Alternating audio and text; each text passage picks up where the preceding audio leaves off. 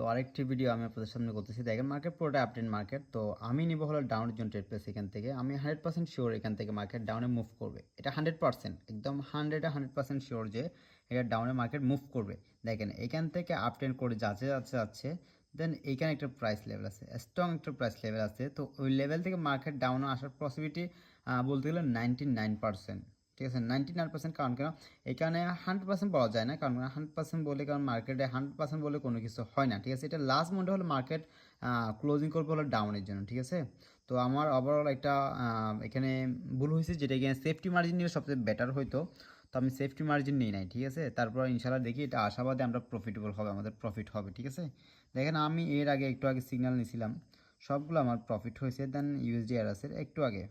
ঠিক আছে, দেন অলরেডি আরেকটা চলতেছে, দেখি এটা লাস্ট মোমেন্টে কী হচ্ছে। আর অলরেডি 15 সেকেন্ড আছে বা 13 সেকেন্ড আছে। আমি জানতাম যে এটা 100% প্রফিট হবে, যাই করবো।